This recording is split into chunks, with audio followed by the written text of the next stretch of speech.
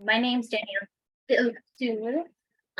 Just a little bit about me. I currently work for actually an organization that is fighting for climate justice, and we do it through advocacy. So training people boots on the ground in different communities.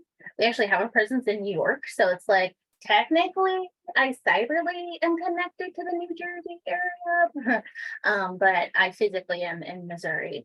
But in that role, I actually manage like our program data and don't really do much of the grants. But on the flip side, I also am a consultant and freelance grant writer who helps with doing grant writing, grant research for a lot of different nonprofits. And I do have experience for writing for like community health, forestry programs, lovely EPA grants, environmental education type programs, things like that.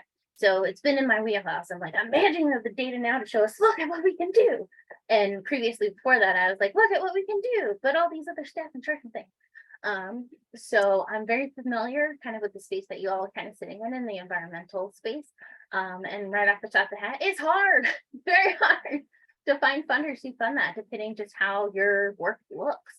So I kind of tailored a little bit of the things that we'll go over today, kind of focusing on that just a smidge, but in general, a lot of the things that I'm going to go over are things that, you can kind of just take it and run with it. I will have a super huge resource with lots of links, very specific things that'll get sent out after the talk, but I just have like a little bit of a brief slideshow that we'll kind of go through. I want this to be more of like a back and forth conversation of like, hey, here's the biggest tips. Now tell me, questions or things like that. And I'll pause in between each different big idea so that we can have a little bit of conversation around it. So it's not just me talking at you and then questions at the end, and you're like, this girl went over so much, I don't know what happened. Please just let me know if I'm speaking a little bit too fast, or if you need me to go back over something like that. I am full transparency, neurodivergent, talk very fast, think very fast. I think everybody thinks the same way I do. So if you're like, huh? I'm like, it's not you. So I'm going to drop the link in the chat of just the short presentation we're going to go over, just in case any of you want to have something to reference. And then please do let me know if when I'm sharing something, if it doesn't look big enough or anything like that, and I can adjust the screen. Also, please forgive me. I have 3 screens because I'm that kind of person. So you may see me being like, what? There are actual things I'm looking at off the side. And I may be scrolling out a little bit, but mostly it's just I'm trying to figure out where to grab something for y'all. All right. So you all should have a copy of what we're going to go over in the chat. And then let me share my screen. And then Lauren, can you enable? Please, I think.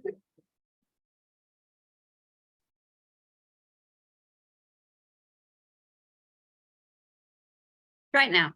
Tell me if that works. Is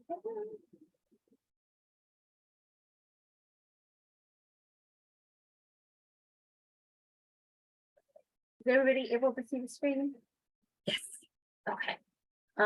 Does this format look a little real too tiny for people, or can everybody kind of see?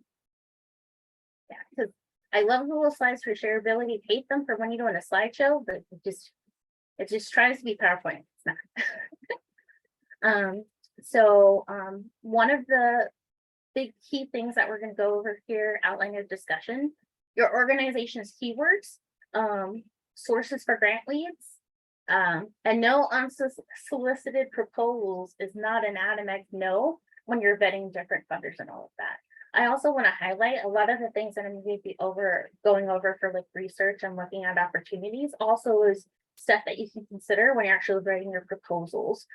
So just don't think of this as like, oh, how to look at stuff. It's like, no, how to look at the lens of like when I'm researching it, how I'm writing it and presenting the information. So it's a 1-2 punch. So your organization keywords. What do I mean by that? So what does your org do?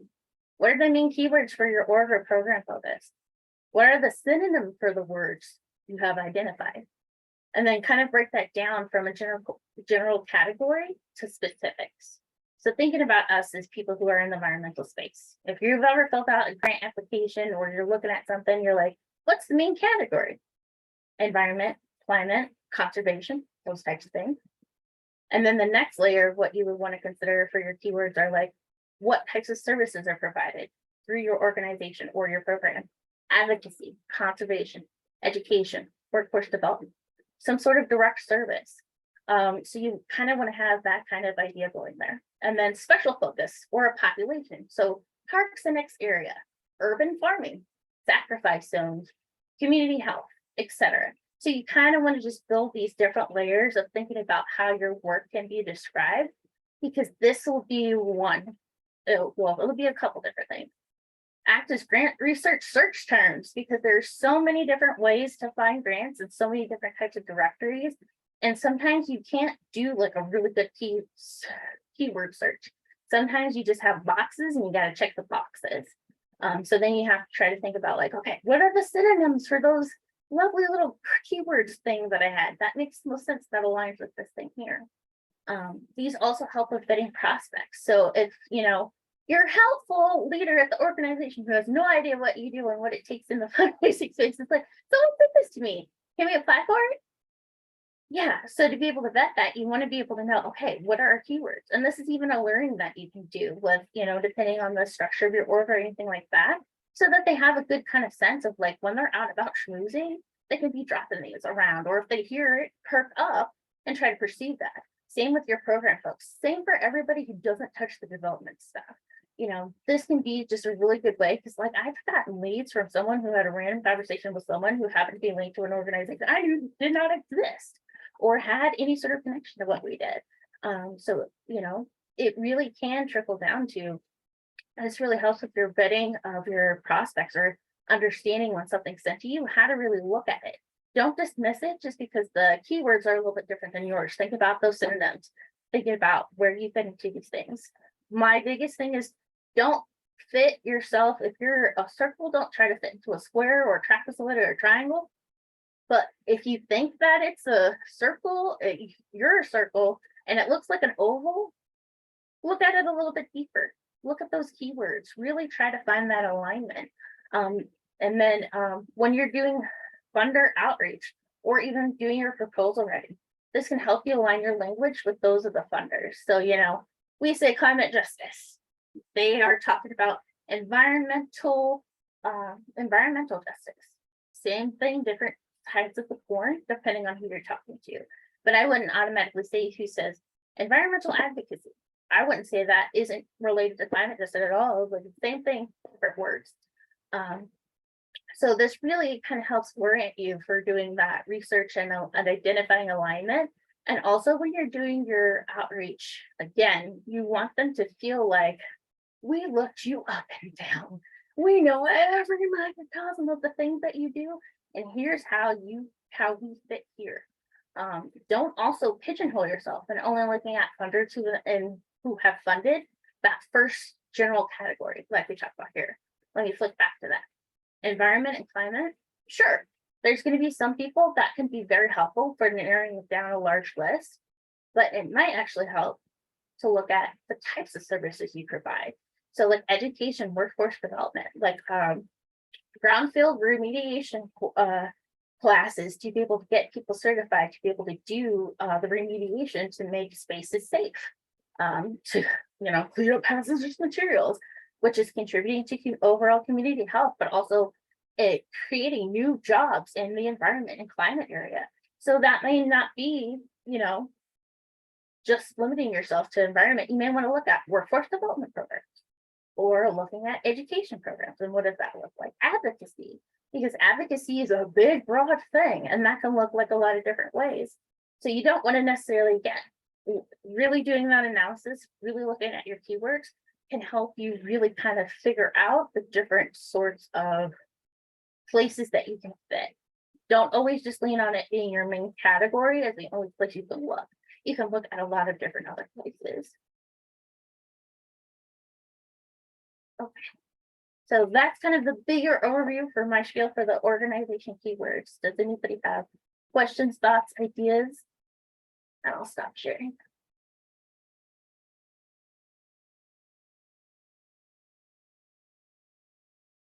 Anything that comes up for anybody?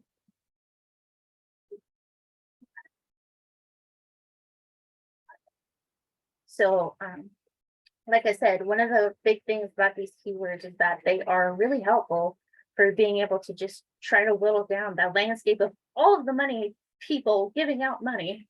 How do I find them? So we're going to lead into sources for grant leads. Some of these are going to probably be like, what is this girl talking about? It's like, they worked. You just got to get a little unconventional sometimes. So, we all are a little bit familiar with like grant and funder directories, so like Grant Station, Foundation Directory Online, all of those.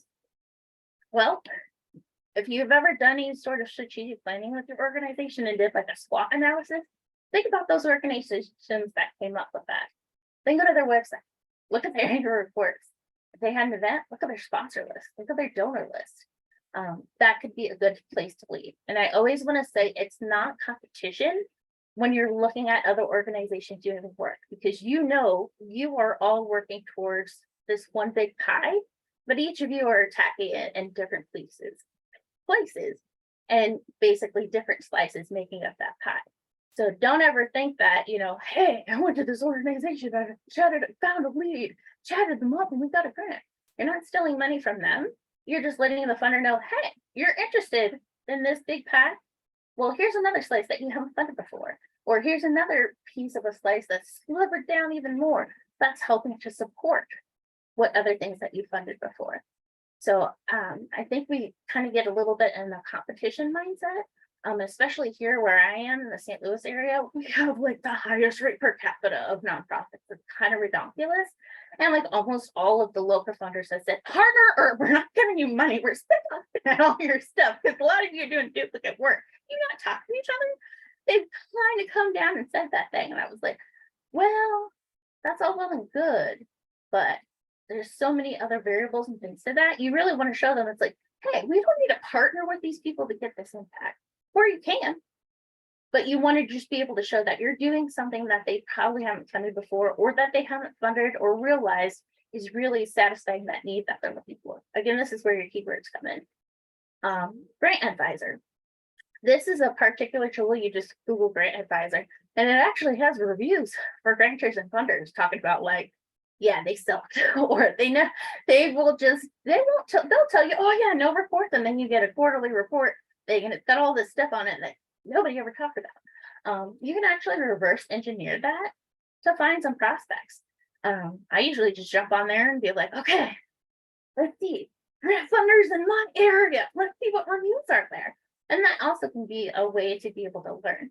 There's tons and tons of family foundations or corporate foundations that hide in the shadows that you kind of really don't ever really hear about. They don't have their own dedicated website. They live in a 990 somewhere for someone, or on someone's annual report, or they live in the Bank of America's treasure trove of their corporate social wealth asset management archives and things like that. You may have community foundations that have the relationships where they're administering the fund, but it's actually all these people behind the scenes who are providing that funding and things like that. Website and newsletters for grant makers associations. So we have things like GPA, AFP, all of that. Guess what? Grant makers have those too. They have things like GEO, grant makers for equity and something else. And all of these I'm talking about will have links and further descriptions of the resource that I'll send you out after this. Emerging professionals in philanthropy, peak grant making. There's I even found one that is a environmental funders group, and they actually give you a list of like, oh, work for grant funders, but if you're a grant seeker, here's a list to a whole bunch of these different associations you may want to take a look at. I was like, they got exactly of the idea of like, we want to help you find people and connect to get this work done. So that's another one that I have linked in the resource that you'll all be getting. But yeah, highly do recommend, if they allow you to sign up for a newsletter or have like a freemium membership or something like that, do it. Some like peak grant making, you can get the newsletter, but you can't join as a member unless you are representing a grant maker association. So there's little bit caveats like that. But if there's any big summits or anything for different types of funder groups in your area, local, regional, or anything like that, you would usually hop on those lists, see the sponsor list. Guess what? The same goes for that, events or anything that's surrounding funders. You can do the same thing as you would for a nonprofit partner who's doing kind of, working in the space. Just flip it and reverse it. It's like, oh, they have an annual report. Well, let's see who they partnered with. Let's see what sponsors are here for this annual grant makers funded the whole thing like that. You can really apply this, both ways to be able to get that information. Google alerts. So this is one of my favorite ways to do it if you have like a community foundation that is like one of the big pass-through manager of funds for a lot of different, behind the scenes types of organizations, DAFs or anything like that. Put a Google alert out for those types of things. Just put in the keywords for like X community grants. There you go. Or if you have your eye out on certain funders and you want to know when the next grant cycle is going to be, or if you want to hear what they're doing because you got to know not aligned right now, but you want to keep abreast of kind of where they're going in the trajectory.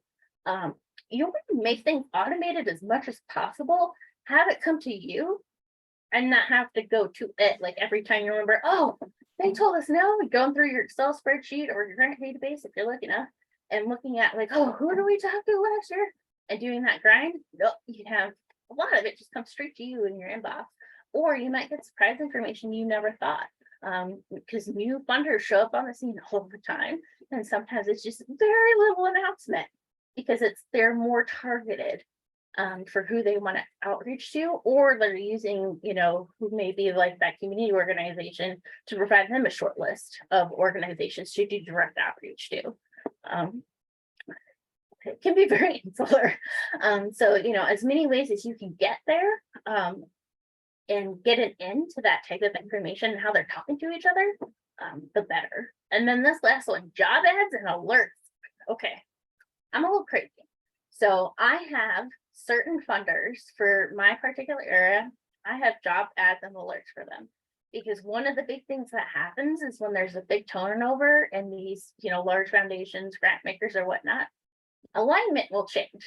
So where it was a no before, it may be yes. Or where you were getting funding continuously for years and years and years, guess what? You're going to get a sunsetting letter and it's going to take you by surprise. So it's like, again, like, I highly recommend doing job ads or alerts if your organization has like those, if you don't get this grant renewed, you're going to lose a program, a service, or your organization's going to shut down. Because this could be your first warning that there's a shift going to happen. Even before the new person's hired and you get that like, oh, welcome aboard. No, you want to know as soon as there's a job going out or anything like that. Also, when you look at the job description, sometimes they'll tell on themselves about their process of like, oh yeah, we use community reviewers or we use XYZ. We reach out to, if you're like, just an associate position, they could talk about their whole grant committee process. And I was like, well, peeling back the curtain a bit, aren't we? Didn't think I would be here, did you? So, you can be a little bit creative of looking at the different places that could be potential leads for finding funders and grants and things like that. And 99.9% of these are free. That's also the biggest thing, because I know cost is a constraint a lot of the times, because like foundation directory online is way too much money for what it is. And you can actually sometimes check your local library system. Like they may even have access to that database. They might have like a nonprofit center, that where you can go. There's certain computers that can log on, or if you're like me and you're besties with the librarian, they'll slide you a login for like the more limited access version. That they did that for accessibility through COVID, and then they didn't revoke it for you because they love you. So there's a lot of different ways that you can kind of find that. Grant Station, I don't know how many of you are familiar with. I wasn't going to pay $100 bajillion for that, or be lucky enough to necessarily have like a GPA that has that attached to it. If work can't pay for it, I don't have it. But just a Google search, I ended up finding an organization. I paid $12 a month. I'm also on the board for that organization, but I found another sleeper system is $9 a month last time I checked. And it's got stuff that's never on Grant Station, not on Foundation Directory Online, not showing up in a lot of these different places. And again, there's lists and information that you'll be getting for the specifics for all of these. But again, there's just lots of different places and avenues once you start to creatively think of like, hey, how does my organization talk about who supports us and how we notice change or things going on, and like a coalition, for example, something like that. Just apply that rule and look at that towards funding opportunities. So this is another one of those past moments. Any questions, comments, concerns? Wondering how those job alerts work?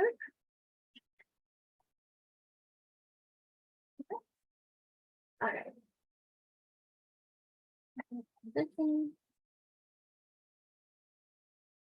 All right. So then we kind of already talked about, okay, you've got your keywords in alignment, you've done your prospecting, or somebody sent you something, you've done your bidding process, and then you see the nebulous words in like their 990 or on their website, we don't accept unsolicited proposals. Well, to me, that means, oh, you don't want me to send you a proposal or anything, right? But you don't say, I can't contact you. Unless they literally don't say, don't contact us, or there's no way to find contact information, you can actually do some information, some sounding out to see if there's a potential there. So the do's and don'ts of this, again, don't think of it as an automatic no. And if you can reach out, if there's a contact, focus on asking about their prospects for selecting applicants. And then ask if they would like to learn more about your organization. The biggest don't. Do not send information like one-pagers, program or overview, etc., unless they ask. You really want that first initial thing. Hi, I'm from XYZ organization. I saw that you have a grant making process. Looks like it aligns with a lot of what our organization does. Was curious to see how you have set up your process for selecting applicants who can apply for this, and if there's a way that we can have a conversation or information about how we could potentially be in this pool. Don't include attachments, nothing. Maybe if your signature has a link, just leave it in there, don't take it out. But really, you just want to, again, just focus in on like, I want to learn about your process. Throw in a few keywords here about like, oh, you do this, it's like, and we're an organization around this. Again, don't do a whole like mission statement or anything like that, but just like show a little bit, like we saw you when we were looking because, we're in the same space as you, focused on this. Really house it as you're looking at them and talking about them. When you're really all like, look, we know you can give us money because we fit what you're trying to do. Just tell us what is the first barrier of entry we need to get to get there. But again, you just want to make it sound, I don't want to say fawning, but just talk about like being very much in the voice of like, hey, we know you do XYZ. We'd be interested to see how we can do XYZ. Please and thank you. Let us know if you'd like more information from us or anything like that.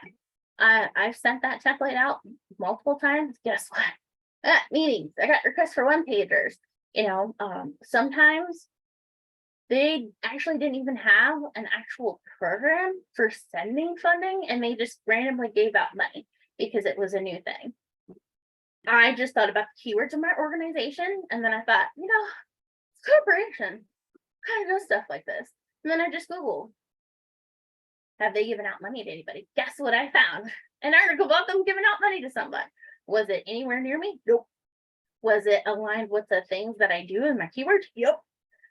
Did I find that article and deep dive to find the speaker's name and then use something like, if you've got a database system like Blackbot or something like that, where it's got Wealth Engine, or my favorite is Rocket Reach, where if you just have like their LinkedIn profile or their name, you can actually get on a freemium.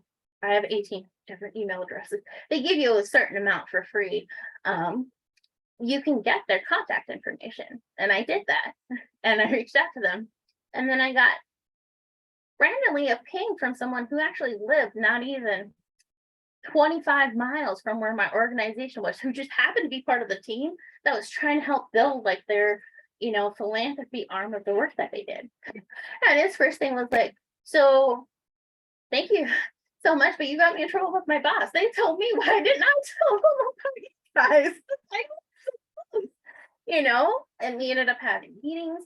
We got agreements for funding. We actually got invited to participate in some new things, and they even offered to give us data sets for information that we could use for our own types of research, and also more proposals. So it's like, it's really doing that full understanding of how you can present and how you can look for alignment with your organization really is kind of foundational to be able to make those leaps. And again, like a lot of these things, like I mentioned, keywords and when you're doing outreach with your funders and stuff like that, again, just do that in your proposals, align your language, show them how you're meeting a need that they say they want to reach, but you're doing it in a way with organizations that they currently don't support. So yeah, I was about to say, everybody knows this, but like, don't bash anybody. But if you have a relationship with any of these like orgs that maybe you snuck up and thought, oh, they funded them, let's try for that. If you have a good enough relationship, I wouldn't say necessarily like ask, because you don't want it to turn into a discussion of like, can we do a partnership opportunity? It'd be more of like, hey, we work with X, Y, and Z organizations that you've worked with, and we have very complementary services, but we also do X, Y, and Z, and this is how we see how we can align here with the goals of what you're trying to do. So don't be afraid to throw names around, but try not to throw the names around without having some sort of connection, because I don't know what it's like out there in New Jersey, but these people in St. Louis will talk to each other. I have had funders actually build coalitions of funders to save an organization that was like 156 years old, but their development had gone to pot so bad because of bad practices and bad management for like, oh yeah, they would get all the grants. Wouldn't be able to show where it happened. Like if you get a facade grant to improve the facade of a historical building, guess what happens when they drive by and they don't see the facade has been updated, but you spent the money. So like literally all different funders from all different respects, they came together and said, look, we're getting you a counselor. You're getting through this whole thing, because if you just blow this shot, then there's nothing for you. But it was kind of an institution of the area. So they had the band together, but it was a lot of conversations. And then I worked at another organization where it's like, yeah, everybody in the nonprofit space was like, the leadership and some of the alignment of how things were done. Yeah, nobody liked it, but the funders liked it because there were particular funders who were like, we can use them to satisfy our needs, but not in necessarily the best balance of power relationship. They're like, we're giving you money to do this thing that we don't want to do ourselves. Make a program. I was like, thanks for the money, but that's not really what we do. But it's like, but you kind of do it, so here you go. So it's like there's a lot of different ways, but again, all of these different types of relationships and things, and these notes about things that you're doing, how you're presenting your organization, people do talk to each other. Even some of the big national ones, if you have a reputation in your community or with some other big funders that just happen to be in your region, yeah, again, that's why you want to be careful about the names that you throw around. So if you're also including names of other partners, like who are partners or other supporters of this, make sure you have like, think about it as references, put the ones you have the best relationships on there, and then the ones where there may have been a falling out because of like change in leadership, and then some things just happened on either end, or if there were changes in the focus and all of that. Again, you want to treat your research and prospecting and proposal writing really is like a job application, a job search, really. You're looking for the job of someone to pay you of the things that you're already doing. Or if you're looking to do something different, who's going to make that investment for you to do it? And then, the application is your resume, showing that you thoroughly researched them, you've got really good partnerships and alignment and all of those different things to go through the OCR readers for like the, again, those keywords, things like that, and helping them really cut to the chase of seeing how you really can fit. So it all kind of really plays together. Danielle, there's a question in the chat. Okay. So the question is, what is your rule of thumb for following up on an email like that? So I'm assuming that's a like, no, unsolicited proposals. Honestly, I send one communication and then I leave it. Because at the end of the day, you might then end up on their, we don't want to talk to these people list if you send them a little bit more communication. You're putting the ball in their court. And like I said, I've been successful just sending that one email or making that one phone call if there was no email available. Even if I had to leave a voice message, if they're interested and you positioned yourself well enough in that little like 2 sentences of writing or anything like that, it'll pique their interest and they'll reach out. Denise? Yeah, hi, kind of a similar question. One of the really frustrating things I find is I will file that grant application or that sponsorship request with all the form, the form that they send and all the attachments and everything. And then I hear nothing. And I don't know if did I do something wrong in terms of sending it? Should I follow up? Should I not follow up? Kind of along the lines of what you were just talking about is you don't want to be on the, we don't want to talk to you list. But I just, if I'm not hearing back after a certain period of time, I think, did it even get to them? Should I follow up? Yeah, so that's a little bit of a different situation. That as after you participated in their active solicitation period, do follow up if you haven't heard anything. St. Louis funders are so fun.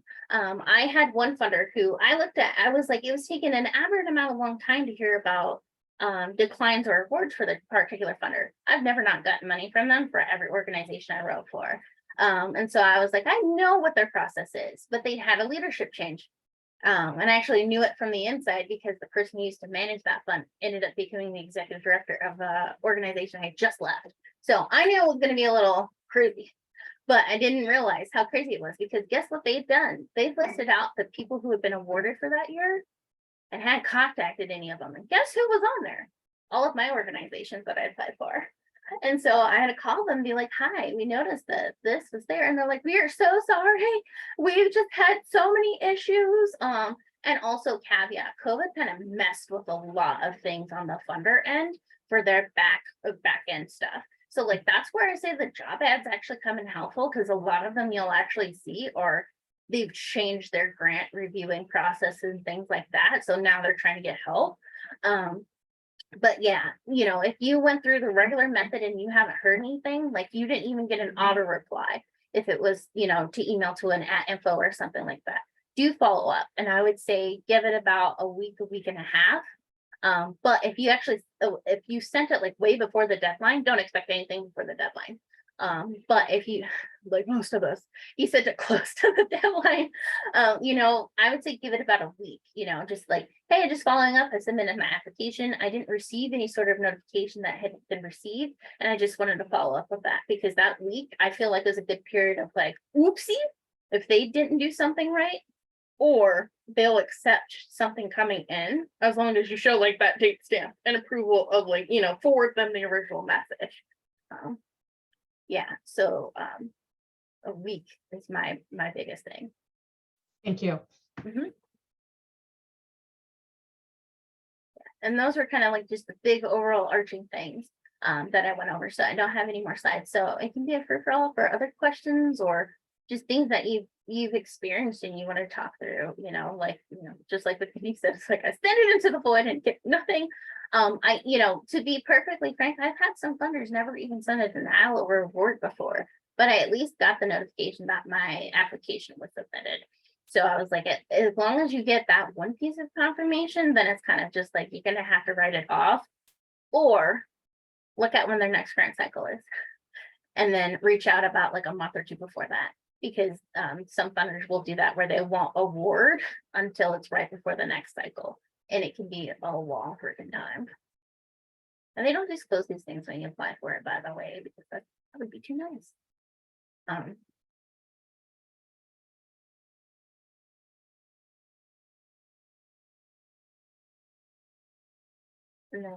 And then also just to share, a lot of this also comes from, I have been a grant reviewer for grant funders and things like that. So that's why I've been able to be like, peel back that thing because we had very bad technical difficulties, Denise, with this one grant program because they switched to a new system that I ended up giving them some pointers on how to manage them.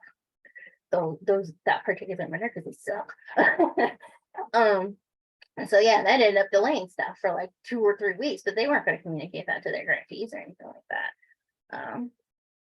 So, but yeah, just to give you a little bit more perspective. Amanda? Apologies, because I did join late, so I missed when you were really getting into the different databases like Foundation Directory, etc. I am curious because I've primarily used Foundation Directory, but I do find that the price is getting steeper and it's harder to justify. And I'm curious if you have a recommendation or a favorite of the different other programs that you think is worth, the most bang for your buck kind of thing. Yes. So in the resources I'll send you out, I actually have lists and links of all of the ones that I look at. And my biggest things is ditch Foundation Directory. I'm like, nobody should ever pay for it. No, because that is a steep price. What you should do, again, look for like if you can get the light access through like your local, universities even sometimes, or your library system. But honestly, because of the way it's so plunkosaurus, it was started by the government, so we all know. And just that layer of how you have to look, because it's a foundation directory, not a grant directory. There's a huge difference there. So that's why I always advocate, look at the grant directory. So Grant Station is biggest one. And that's the one where I put the link in where, again, it's not a shameless plug, but just like the reality of you can pay for it $12 a month through a membership with my organization I'm on the board for, Society for Nonprofits. You also get other resources and things, but I'll be realistic. I found them enjoying the Grant Station access. And then Grant Gopher, this came out of nowhere. I was just doing something, and it was like $9, and I was like, it's got stuff that Grant Station doesn't have.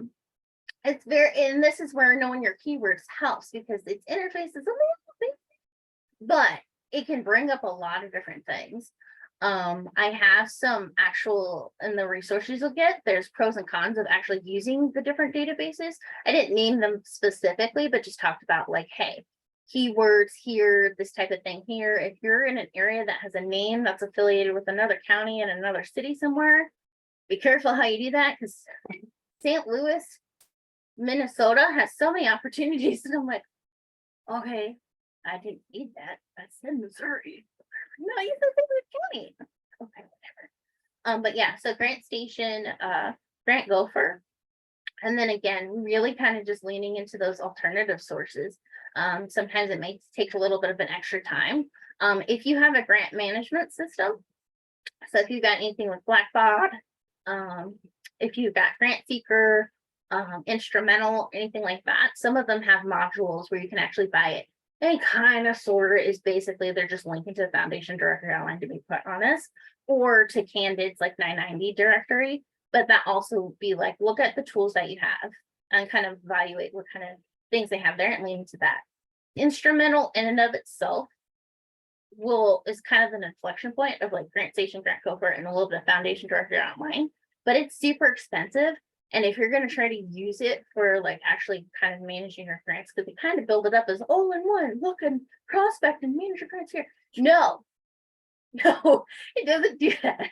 And you're also kind of limited depending on the tier of it's got it leans more into those general categories than rather letting you boil down to those niche ones. So then it becomes a little bit half dozen one or the other of like, it'll help give you a lot, and it's more of a grant directory, not a funder directory, but you're going to have to shuffle through a lot of things that really aren't applicable just because it doesn't let you drill down really far. But like, again, my two favorites, Grant Station, Grant Gopher. Denise has a question here and I can answer it, Denise. So I want to say 3 years ago, County College of Morris, they were looking at their budget at the library and they had deleted, basically got omitted. Foundation. Okay. Yeah, but just this year they have picked up Grant Station. So Lene over at the library, they do have, it is available for the public to use, but my understanding is it's on campus. And so you can use it. And I if I recall correctly, it may be available on several computers, not just a particular computer. So they're still working within the programming to see how it would work, but they welcome people to come and visit. Great, thank you.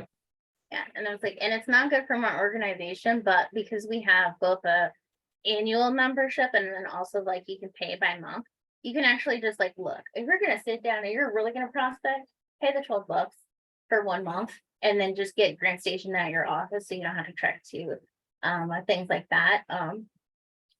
Really look at those freemium options, really look or look at the more flexible ones because I'm going to be honest with you. I've done that approach before of having to go to somewhere where it had very limited access and you have limited access to really do the deep dives that you need because you've got 27 other things. Because I don't know if any of you have the luxury of just being able to focus just on grants. Because even when I was in the grants sub department of fundraising, I was doing other stuff too.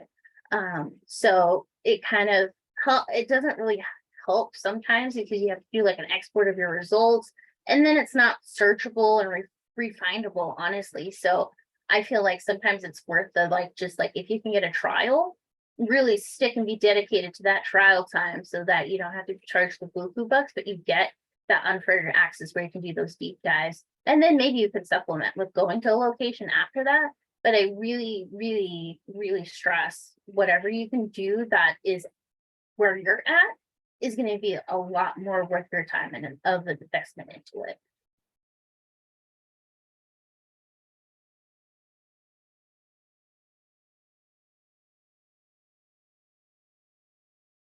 Are there any questions for Danyelle? She's a wealth of knowledge.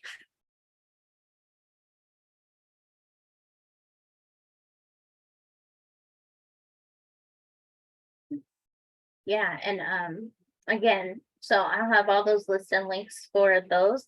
I also have some links and resources for if you want to look at other resources besides more for grant research tips and proposal writing and things like that, or even templates for how to do some of that outreach. I also have a grants calendar template that I built out that you guys can just take and use as you would if that would be helpful. I know when you're prospecting, sometimes trying to put that into what you're looking at your active managed ones is a little messy. So you kind of want to keep those separate and then kind of transfer them over as they become actionable. So there's a lot of those different things that'll be coming out with those bigger resources. And I can put the link in the chat, but also Lauren is going to send them for me too, as well in a follow-up email.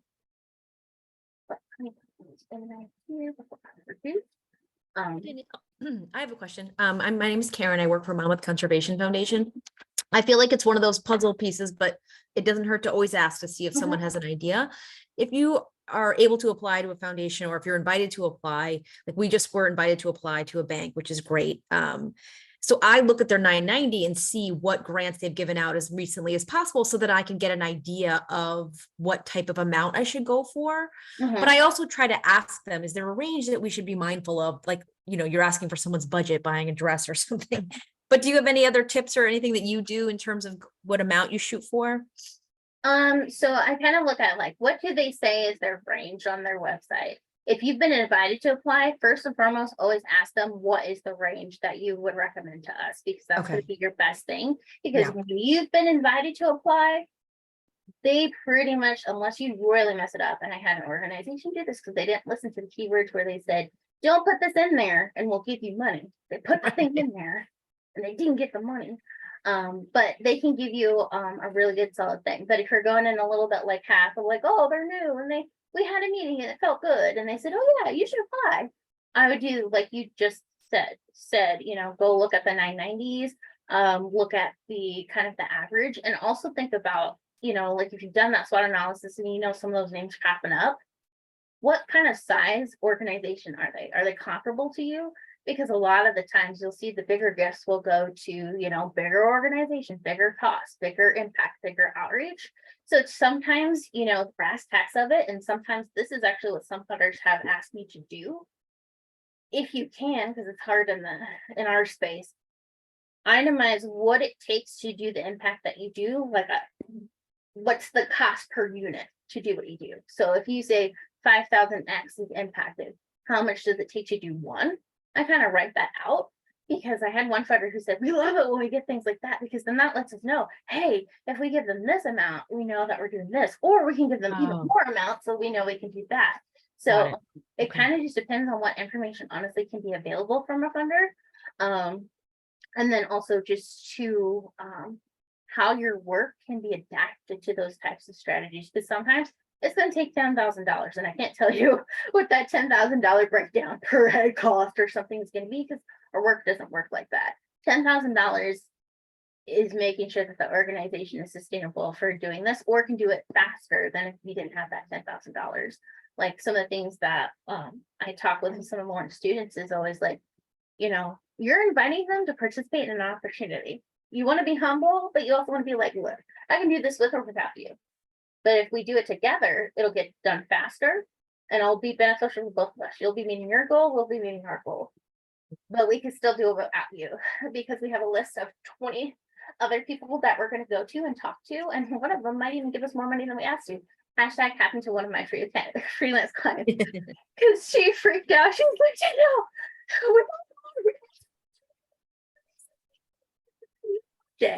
she thought they meant a whole organization budget. I was like, no, the project itemized budget, where we did that breakdown of how many we need to serve, because they asked specifically, what's the least amount of money we can give you? What's the what you want?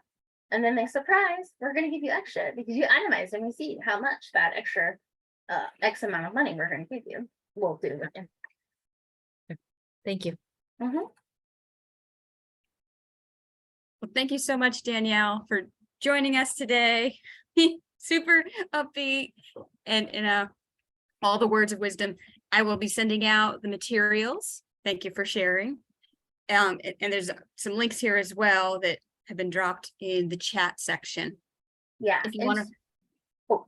Sorry, Laura. Yeah, I was just gonna say it's a larger presentation that go over more deep dive into some of this, even about the parts to look in at a 990, to try to understand if they're like no unsolicited, or they don't have a website and how do you apply. They literally have to say it in their tax documents. In this one section here, and then this one here. So I have it in PDF format and PowerPoint format, just depending on what you all have and can open it with. There are notes if you can open it in a PowerPoint under the slides, and it's rendering in the PDFs as comments where it might not be associated with the slide quite well. So I'd say if you can open it in Google Slides or PowerPoint, that would make it a little bit easier for those extra notes I have to kind of sync up a little bit better. But you should be able to do well with the PDFs too. Great. Thank you, Danielle. There's a lot of information, even more. Thank you.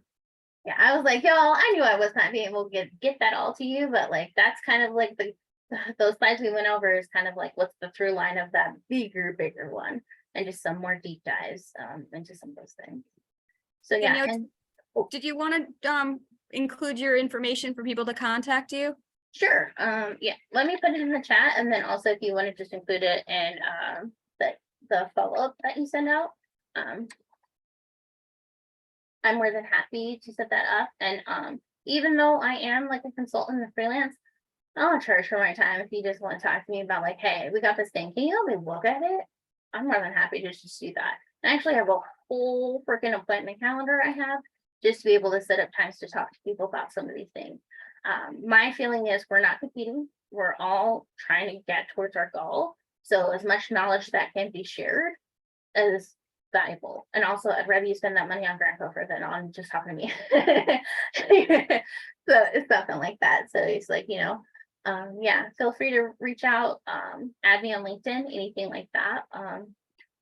And I'm more than happy, again, just be another set of eyes if you're looking at something or have more questions. All right.